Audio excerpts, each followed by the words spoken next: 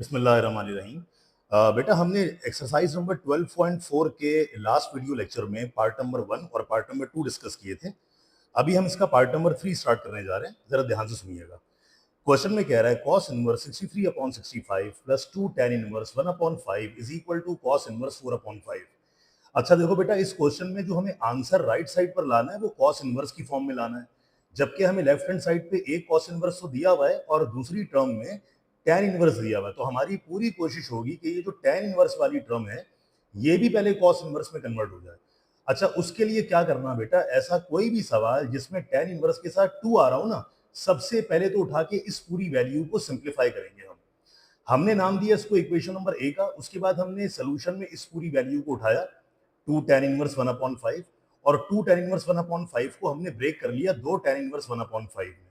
बिल्कुल वैसे ही बेटा जैसे 2x को आप ब्रेक करवा सकते हैं x प्लस x में, तो 2 tan इनवर्स 1/5 को हमने ब्रेक कर लिया tan inverse 1/5 plus tan inverse 1/5। ठीक है। अच्छा, अगले स्टेप में हमने इसमें tan inverse a plus tan inverse b का फॉर्मूला अप्लाई किया। बेटा tan inverse a plus tan inverse b का फॉर्मूला बनेगा tan inverse a plus b divided by 1 minus a into b. आप जानते हैं बेटा, जो पहली वैल्यू है वो a होती है, तो दूसरी वैल्यू होती है b होती है, और अगर फॉर्मूला प्लस का होता है तो ऊपर प्लस आता है, नीचे माइनस आता है। तो tan inverse a plus b divided by 1 minus a into b में जब पूरी वैल्यू हमने पुट करवाई कैलकुलेटर में, तो कैलकुलेटर ने आंसर दिया 5/12। इसका मतलब ये हुआ कि बेटा जो tan इनवर्स 1/5 है ना, उसकी हमने नई वैल्यू निकाल ली है tan इनवर्स 5/12। हम क्या करेंगे, अब वापस आएंगे इक्वेशन नंबर ए में, और जहां जहां 2 tan इनवर्स 1/5 था उसको हम रिप्लेस करवा देंगे tan इनवर्स 5/12 से, तो एक नया सवाल जनरेट हो जाएगा। अब आप देखें मैंने क्या किया, 2 tan इनवर्स 1/5 यानी इसकी जगह मैंने tan इनवर्स 5/12 पुट करवा दिया इक्वेशन ए में, तो हमारे पास नई इक्वेशन बी जो आ गई वो बन गई cos inverse 63/65 plus tan inverse 5/12 is equal to cos inverse 4/5। Clear हो गई बात ये। अब हमारे पास ये जो 2 था ना, वो 2 खत्म हो चुका है, अब खाली ये tan इनवर्स 5/12 बचा है। अब हमने अगले स्टेप में क्या किया, हमने अगले स्टेप में tan इनवर्स 5/12 को एज्यूम करवा लिया अल्फा के बराबर। जब बेटा इसको हमने अल्फा एज्यूम करवा लिया तो अल्फा बराबर tan इनवर्स 5/12 में tan इनवर्स को उधर भेज दिया, बन गया tan alpha is equal to 5/12। अब आप सब जानते हो बेटा tan अल्फा 5/12 का मतलब tan बराबर होता है परपेंडिकुलर अपॉन बेस के, तो ऊपर वाला परपेंडिकुलर होगा और नीचे वाला बेस होगा। हमने क्या किया बेटा, रफली राइट एंगल ट्रायंगल ड्रॉ किया, उसमें परपेंडिकुलर को 5 मार्क कर लिया, बेस को हमने 12 मार्क कर लिया, और हम इसके थ्रू हाइपोटेन्यूज निकालने जा रहे हैं। अच्छा, जब हाइपोटेन्यूज निकालना है तो पाइथागोरस थ्योरम रफ वर्क में अप्लाई कर दिया। Hypotenuse square is equal to base square plus perpendicular square. बेटे एस पर से स्क्वायर हटा के वहां रूट लगा दिया, बेस की जगह बेस की वैल्यू 12 आ गई, परपेंडिकुलर की जगह उसकी वैल्यू 5 आ गई, कैलकुलेटर से सॉल्व किया तो हाइपोटेन्यूज की वैल्यू 13 आ गई। अच्छा, ऐसा इसलिए किया क्योंकि हम जानते हैं कि अगर tan अल्फा बराबर परपेंडिकुलर अपॉन बेस है तो बेटा cos अल्फा बराबर यकीनन बेस अपॉन हाइपोटेन्यूज के होगा। अब बताइए, बेस की जगह तो बेस की वैल्यू वही 12 आ गई और हाइपोटेन्यूज क्या निकाला था 13। तो इससे फायदा ये हुआ कि अपने पास cos अल्फा की वैल्यू आ गई 12/13 और इसमें से अल्फा की वैल्यू आ गई cos इनवर्स 12/13। अब ध्यान से बात सुनो बेटा, जरा इन दो वैल्यूज को चेक करो। अल्फा की वैल्यू tan इनवर्स 5/12 भी है और अल्फा की ही वैल्यू cos इनवर्स 12/13 भी है। तो जब ये दोनों अल्फा के बराबर है, इसका मतलब ये दोनों भी साइड, जो दोनों की जो राइट हैंड साइड होगी वो भी आपस में एक दूसरे के इक्वल होगी। हम जानते हैं बेटा, जब दो इक्वेशन की लेफ्ट हैंड साइड एक दूसरे के बराबर होती हैं तो उनकी राइट हैंड साइड भी एक दूसरे के बराबर होती है। इसका मतलब tan इनवर्स 5/12 को हम कन्वर्ट करवा देंगे किसमें, वेरी गुड, cos इनवर्स 12/13 में। तो हम क्या करेंगे, इक्वेशन नंबर बी में जहां जहां tan इनवर्स 5/12 था उसकी वैल्यू को हम बदल देंगे cos इनवर्स 12/13 से, जो कि हमने बदल दी इक्वेशन नंबर बी में cos inverse 60/65 plus tan inverse 5/12 की जगह लिख दिया हमने cos इनवर्स 12/13।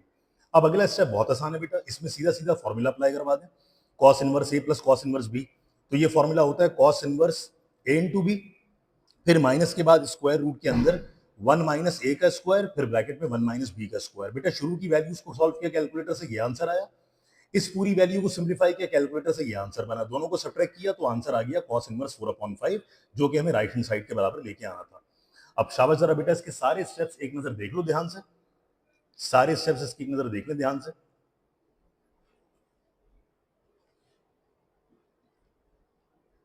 और अब एक एक स्टेप अपने पास नोट डाउन कर लीजिए।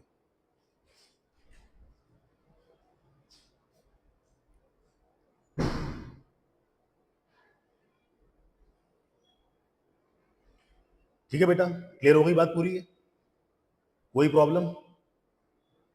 कोई प्रॉब्लम बेटा मुझसे व्हाट्सएप पे आप सवाल पूछ लीजिएगा, मैं इंशाल्लाह क्लियर कर दूंगा। एक तो काम बेटा ये था हमारे पास पार्ट नंबर जो 3 था। अब आते हैं बेटा इसके पार्ट नंबर 4 की तरफ, जो कि बहुत ही आसान सवाल है, ध्यान से बात सुनिएगा। बेटा पार्ट नंबर 4 में कह रहा है cos inverse 3/5 minus cos inverse 8/17 बराबर cos इनवर्स 84/85। बेटा ये सवाल तो इसलिए आसान है कि लेफ्ट साइड पर भी दोनों फंक्शन cos इनवर्स दिए हुए हैं और राइट साइड पर भी जवाब cos इनवर्स में लाना है, तो हमने सीधा सीधा इसमें फॉर्मूला खोल दिया cos inverse a minus cos inverse b, जो कि बराबर होता है cos इनवर्स पहले a मल्टीप्लाई बाय b, फिर प्लस स्क्वायर रूट के अंदर 1 माइनस a का स्क्वायर, फिर ब्रैकेट 1 माइनस b का स्क्वायर। पूरी वैल्यू बेटा सिंप्लीफाई करवाई कैलकुलेटर से, दोनों को ऐड किया तो जवाब आ गया cos इनवर्स 84/85। ये वही आंसर है बेटा जो आपको राइट हैंड साइड पे प्रूव करना था। क्लियर हो गई बात?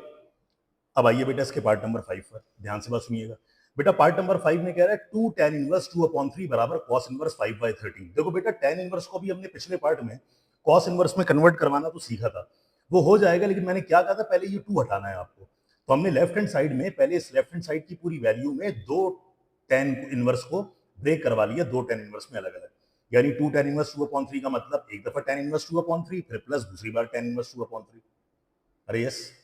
अगले स्टेप में हमने tan inverse a plus tan inverse b का फॉर्मूला खोल दिया, तो ये बन गया tan inverse a plus b upon 1 minus a into b. तो पूरी वैल्यू सॉल्व होकर बनी tan इनवर्स 12/5। इसका मतलब जो ओरिजिनल क्वेश्चन में लेफ्ट हैंड साइड थी 2 tan इनवर्स 2/3, हमने उसको कन्वर्ट करवा लिया tan इनवर्स 12/5 में। अब हम वापस इक्वेशन नंबर ए में इसकी जगह उठा के ये वाली वैल्यू लिख देंगे, तो सवाल हमारे पास ये बन जाएगा tan इनवर्स 12/5 बराबर cos इनवर्स 5/13।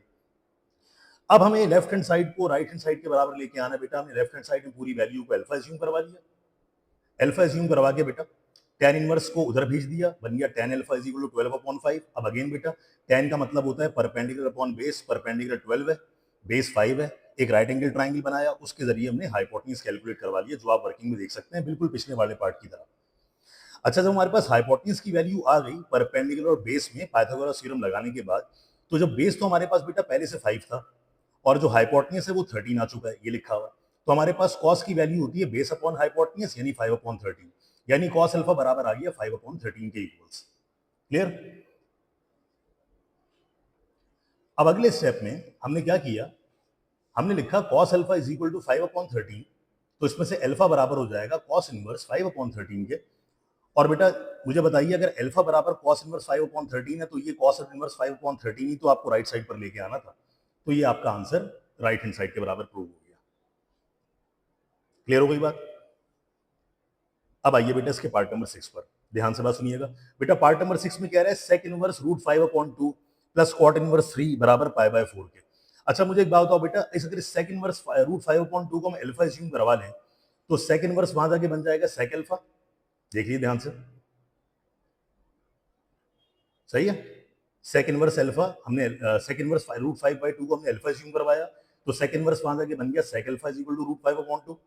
अच्छा अब क्या किया बेटा, अगर सेक √5/2 है तो जो कॉस होगा वो 2/√5 होगा, क्योंकि सेक और कॉस एक दूसरे के रेसिप्रोकल होते हैं। अच्छा मैंने जब सेक को पलट के कॉस बना लिया, तो कॉस का मतलब होता है बेस अपॉन हाइपोटेन्यूज। बेटा एक राइट एंगल ट्राइंगल बनाओ, उसमें बेस की जगह 2 आ गया, हाइपोटेन्यूज के √5 आ गया, क्या निकालना है परपेंडिकुलर। तो पाइथागोरस थ्योरम होता है base square plus perpendicular square बराबर हाइपोटेन्यूज स्क्वायर। परपेंडिकुलर स्क्वायर निकालने के लिए बेस स्क्वायर वहां जाके सब्ट्रैक्ट हो जाएगा, पी पर से स्क्वायर हटा के रूट लगा दिया, हाइपोटेन्यूज और बेस की वैल्यूज पुट करवाई, तो परपेंडिकुलर की वैल्यू कैलकुलेटर से 1 आ गई। अब जब परपेंडिकुलर की वैल्यू 1 आ गई, तो हमने लिखा कि tan अल्फा बराबर होगा परपेंडिकुलर अपॉन बेस के। परपेंडिकुलर की जगह वैल्यू 1 आ गई, बेस की जगह बेस की ऊपर वाली वैल्यू वही 2 उठाई, तो tan अल्फा की वैल्यू आ जाएगी 1/2 के बराबर, यानी अल्फा बराबर हो जाएगा tan इनवर्स 1/2। तो बेटा हम बताना ये चाह रहे हैं कि जरा इन दोनों स्टेप को चेक करें। अल्फा बराबर सेक इनवर्स √5/2 के बराबर भी है और अल्फा बराबर tan इनवर्स 1/2 के बराबर भी है।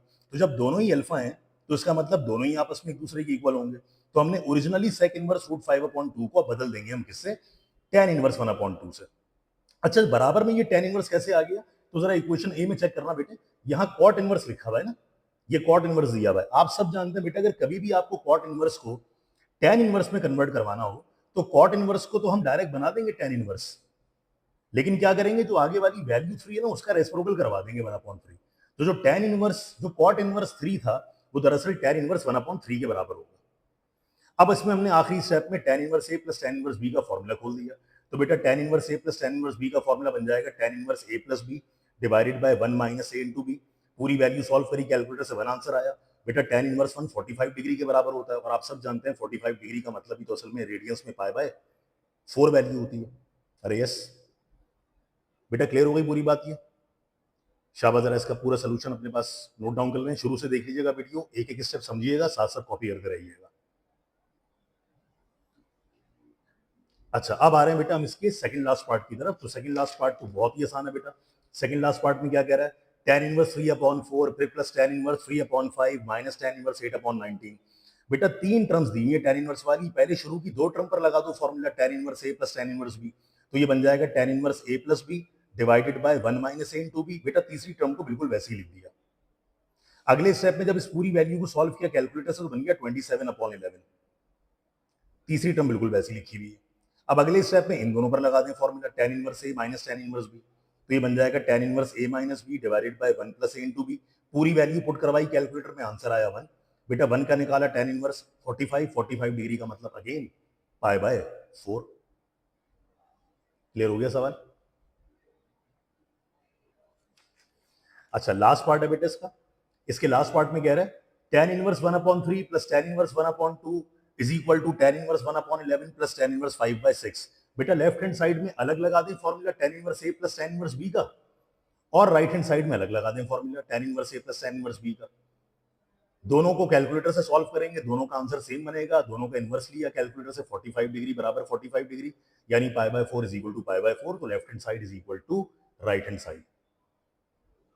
इतनी बात क्लियर हो गई बेटे? अच्छा देखो बेटा, इन सवालों के बाद ना एक एक्सरसाइज नंबर 3.1 का, एक्सरसाइज नंबर 3.1 का एक क्वेश्चन नंबर 12 का पार्ट 1 है, जो इस मरतबा कुछ मॉडल पेपर से पूछा गया है, तो और कुछ कॉलेज के प्रीलिम्स के पेपर में भी पूछा जा रहा है। तो जरा इसको देख लें, बहुत ही आसान सवाल है। 3.1 का क्वेश्चन 12 का पार्ट 1। देखें बेटा, क्वेश्चन में कह रहा है using vectors prove that if one pair of opposite sides of a quadrilateral, quadrilateral का मतलब होता है फोर साइडेड फिगर। ये कह रहा है एक पेयर ऑपोजिट साइड्स का किसी भी फोर साइडेड फिगर क्वाड्रिलेटरल का अगर कॉन्ग्रुएंट है यानी इक्वल है और पैरेलल है, तो आपने प्रूफ करना है कि जो फिगर होगी वो पैरेललोग्राम होगी। तो बेटा आप सब जानते हैं कि अगर क्वाड्रिलेटरल फोर साइडेड फिगर है, तो उसमें अगर आमने सामने वाली साइड बराबर भी हो और पैरेलल भी हो, तो वो जो फिगर होती है वो पैरेललोग्राम होती है। हमने क्या किया बेटा, एक फोर साइडेड फिगर बनाई, इसमें एक वेक्टर ले लिया a से b, फिर एक b से c, फिर एक c से d, फिर एक d से a।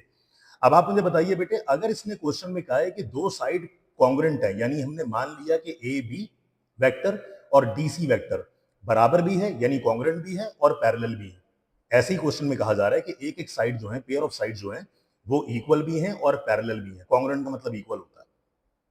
तो हमने कहा अगर vector A B vector D C के बराबर भी है, कॉन्ग्रुएंट भी है और पैरेलल भी है।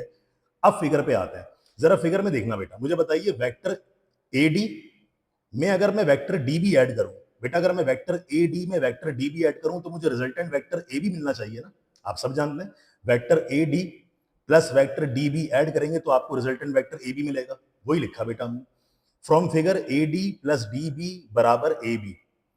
क्लियर हो गई बात ये? अच्छा मुझे बताइए, अगर ये ए बी के बराबर है, तो अभी हमने ऊपर माना है कि ए बी तो खुद डी सी के बराबर है, तो अगले स्टेप में क्या किया, जहां भी ए बी आया उस ए बी को बेटा हमने रिप्लेस करवा दिया, किससे? डी सी से रिप्लेस करवा दिया।